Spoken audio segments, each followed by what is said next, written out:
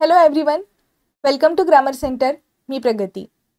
7th चॅप्टरला ज्यावेळेस आपण सुरुवात केली त्यावेळेस आपण एक गोष्ट म्हटली होती, ती म्हणजे हा जो चॅप्टर आहे हा सगळ्यात अवघड, तितकाच लेंदी आणि प्रत्येक परीक्षेमध्ये हमखास प्रश्न येणारा टॉपिक आहे.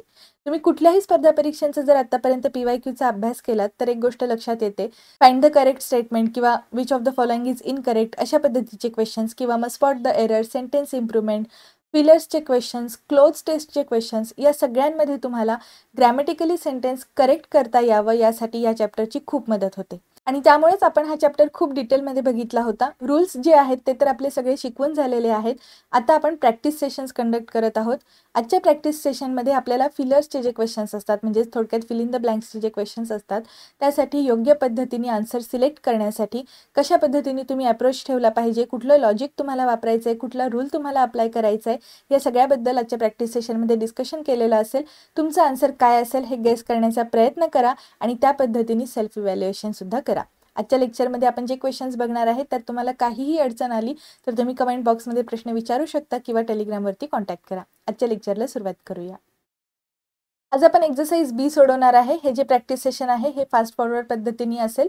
जर तुम्हाला वाटलं की एखादी गोष्ट थोडी फास्ट होतीये, एखादा रूल समजत नाहीये, तर तुम्ही तो लगेचच कमेंट बॉक्समध्ये विचारू शकता किंवा आधीचे जे लेक्चर्स आहेत ते सुद्धा तुम्ही बघू शकता. ठीक आहे. पहिला क्वेश्चन आहे, टुडे एव्हरीवन विशेस डॅश मनी क्विकली. आता हा जो टुडे शब्द आहे याला मी हायलाइट केलं कारण हा आहे आपला कीवर्ड. पहिलीच महत्त्वाची गोष्ट म्हणजे जिरंड्स आणि इन्फिनिटिव्स आपण रिप्लेसेबल आहेत असं म्हटलं होतं. याचाच अर्थ काय, ते आपण एकमेकांच्या जागी वापरू शकतो. ऑप्शनमध्ये आपल्याला दोन्हीही दिलेले दिसत आहेत म्हणून हा शब्द महत्त्वाचा आहे. एखादी कृती एका ठराविक वेळेसाठीच करत आहोत आपण, त्यावेळेस तिथे आपण इन्फिनिटिव्हचा वापर करत असतो, जिरंडचा वापर करत नाही. म्हणजे एकदाच ती गोष्ट घडतीये किंवा आत्ता ती गोष्ट करताना आपल्याला लक्षात येते असं सांगायचं असेल, म्हणजेच थोडक्यात काय, आपण जिथे टाइम फ्रेज सांगितलेली असते अशा वाक्यांमध्ये आपण इन्फिनिटिव्हचा वापर करतो, जिरंड्सचा वापर करायचा नसतो. तोच रूल इथे आपण अप्लाय करणार आहे. Today everyone wishes to earn money quickly हे करेक्ट सेंटेन्स असेल. ओके, नेक्स्ट क्वेश्चन बघूयात. She is very keen dash modelling.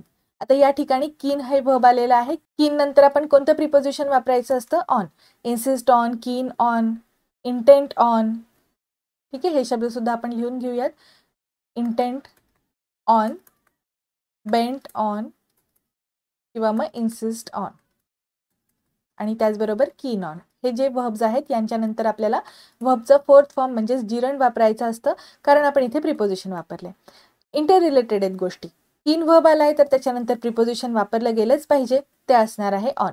आणि इथे प्रिपोजिशन वापरतोय त्यामुळे पुढे जिरंड वापरलं गेलंच पाहिजे. असे हे दोन रूल्स असतात जे आपण एका वाक्यात वापरतोय. आता ही अशी वाक्यरचना आपल्याला करायची आहे. ऑप्शनमध्ये एकाच ऑप्शनमध्ये आपल्याला ऑन हे प्रिपोजिशन वापरलेले दिसतं, त्यामुळे तुम्ही लगेचच हा ऑप्शन सिलेक्ट करू शकता. ठीक आहे, बाकीचे वाचले नाहीत तरीही चालेल. करेक्ट सेंटेन्स कसं असेल, she is very keen on taking up modelling. म्हणजे मॉडेलिंग हे करिअर म्हणून करण्याचा तिचा विचार आहे किंवा तिला त्याबद्दल बरीच उत्सुकता आहे. Next question, the director made the officers longer than usual. हे वाक्य मुळात आहे ऍक्टिव्ह व्हॉइसमध्ये. डायरेक्टरनी ऑफिसर्सला वाट बघायला लावली. म्हणजे ते ऑफिसर्स जे आहेत त्यांच्यावरती वाट बघण्याची जी वेळ आलेली आहे ही ह्या डायरेक्टरमुळे आली. बरोबर, त्यांनी सांगितल्यामुळे त्यांच्याकडून तसं घडलं. आणि मेक हे आपलं एक पॉझिटिव्ह वर्ब आहे जे आपण ऍक्टिव्ह व्हॉइसमध्ये जर वापरलं तर त्यानंतर जे वर्ब असणार आहे हे आपल्याला डायरेक्ट इन्फिनिटिव्ह सारखंच, म्हणजेच त्याला बेअर इन्फिनिटिव्ह सुद्धा म्हटलं होतं आपण, त्या पद्धतीने वापरायचं आहे. म्हणजेच काय, या वाक्यात जे पुढचं येणारं वर्ब असतं ते आपल्याला टू शिवाय वापरायचं आहे. V1च वापरायचे पण त्याच्या आधी टूचा वापर करायचा नाही. त्यामुळे फर्स्ट सेंटेन्स तर आपला इनकरेक्ट असेल. त्यानंतर जिरंड वापरायचं नाहीये आपल्याला, इथे क्रिया घडत आहे. बरोबर, थांबण्याची, वाट बघण्याची क्रिया ऍक्च्युली घडलेली आहे. हे इथे नाऊन सारखं वापरायचं नाहीये, त्यामुळे वर्बच वापरायचंय, मात्र ते टू शिवाय वापरायचं. The director made the officers wait longer than usual हे करेक्ट सेंटेन्स असेल. नेक्स्ट क्वेश्चन,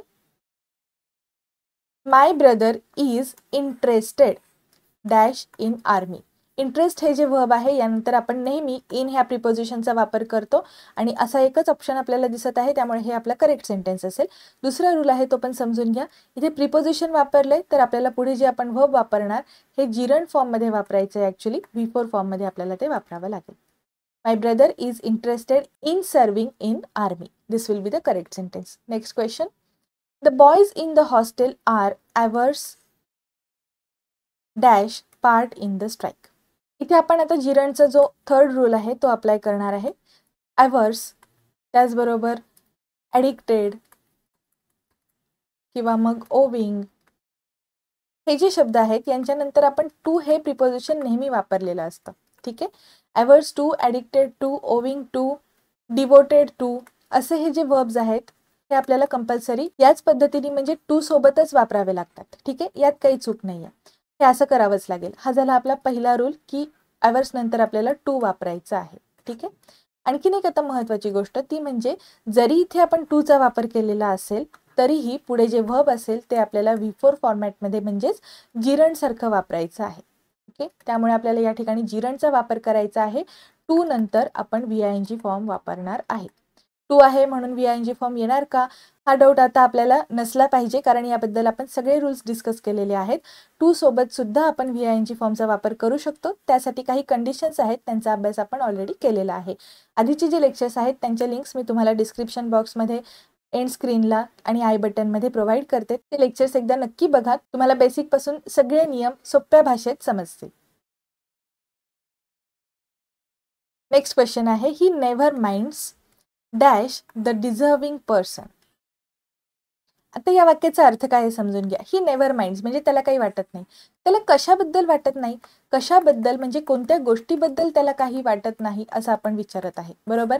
ही एक गोष्ट आहे, हे एक नाव आहे. बरोबर. एखाद्या गोष्टीला दिलेलं नाव आहे. हे तुम्हाला सोप्या पद्धतीने समजावं म्हणून मी हे लिहिलेलं आहे आणि याला आपण काय म्हणतो जिरंड. आणि अशा पद्धतीची जर वाक्यरचना असेल तर तिथे आपण व्हर्बच्या फोर्थ फॉर्मचा वापर करतो. त्यामुळे आपल्याला या ठिकाणी माइंड नंतर V4चा वापर करायचा होता, जिरंडचा वापर करायचा होता.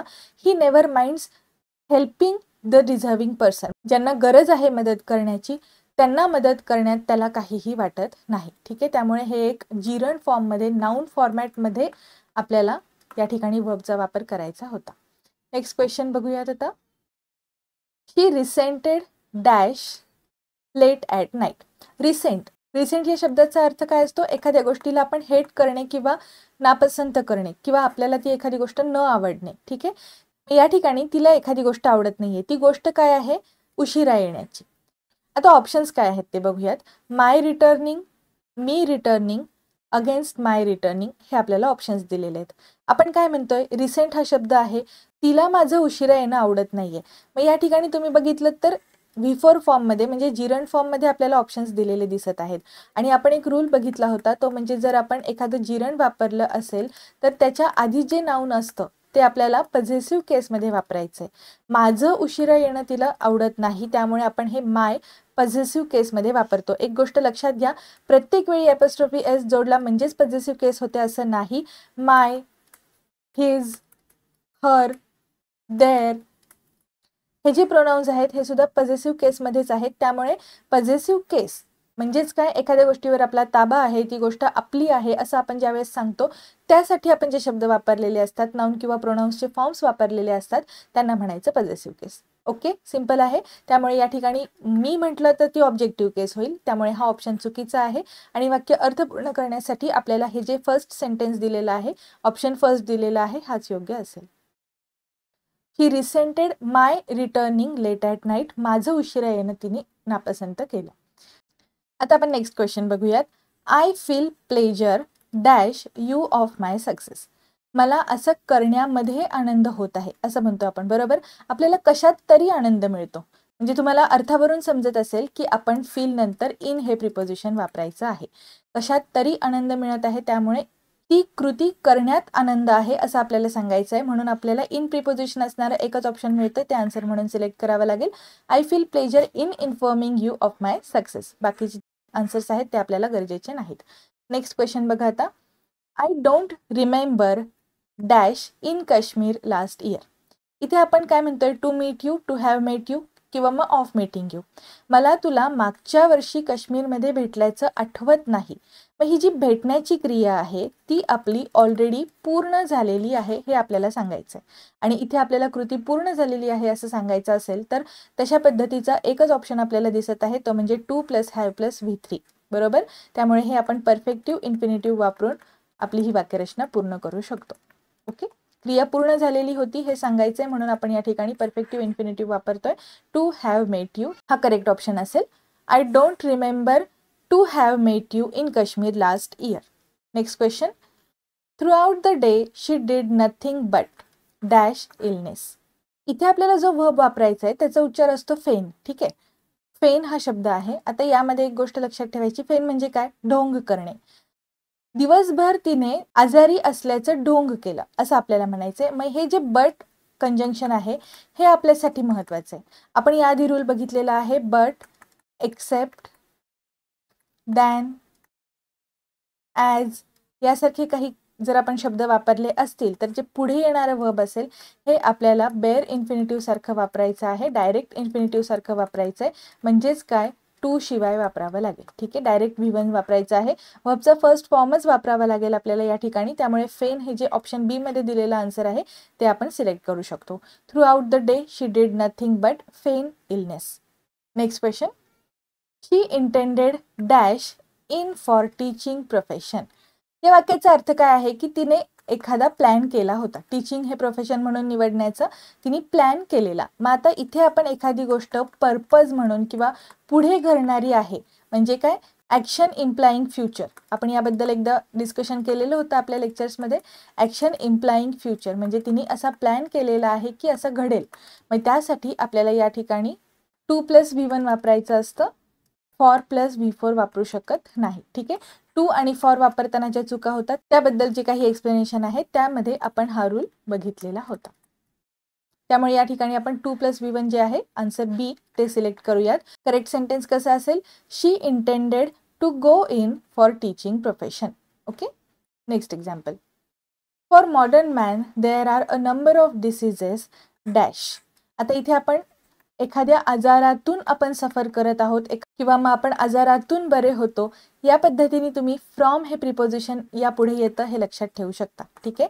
आजारातून आपण बाहेर पडतो त्यावरून हे लक्षात ठेवू शकता तुम्ही. सफर फ्रॉम हीच पेअर असते आणि सफर फ्रॉम हे आपल्याला एकाच ऑप्शनमध्ये दिसत आहे त्यामुळे हे आपलं करेक्ट सेंटेन्स असेल. For modern man there are a number of diseases to suffer from.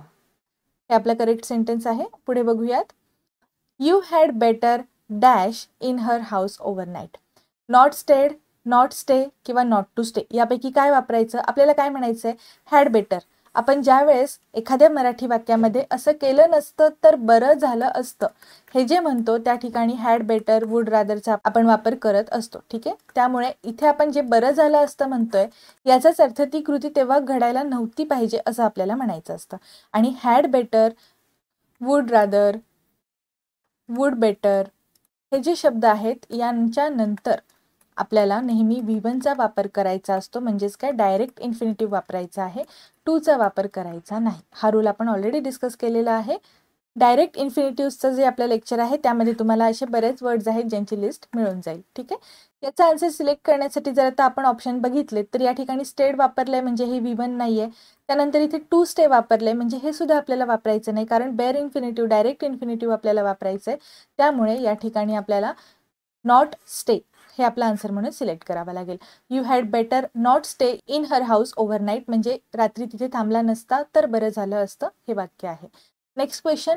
You must know dash in society. Know हे वर्ब आलेलं आहे. नो नंतर जर आपण पुढे पद्धत सांगितली असेल, मॅनर सांगितलं असेल, कशा पद्धतीने हे आपण म्हणत असेल तर त्या ठिकाणी आपण कशाचा वापर करतो? हाऊ टूचा. ओके.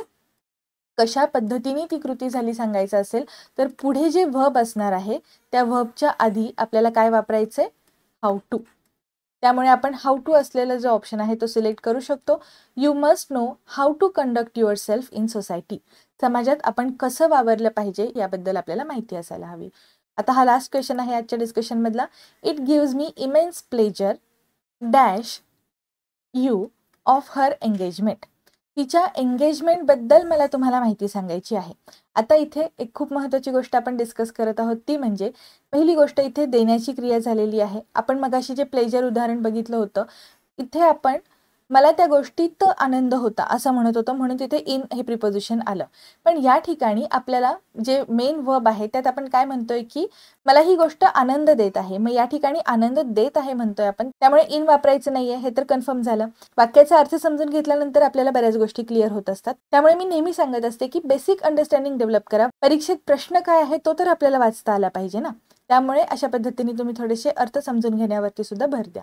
आता आपल्याला इथे इन्फिनिटिव्ह वापरायचं आहे का कंटिन्युअस इन्फिनिटिव्ह वापरायचं आहे ते कशावरून समजेल, तर इथे ही जी आपण एक टाइम फ्रेज मेन्शन करत आहोत, अर्थ काय आहे वाक्याचा, तिच्या एंगेजमेंटबद्दल माहिती देताना मला आनंद होतोय.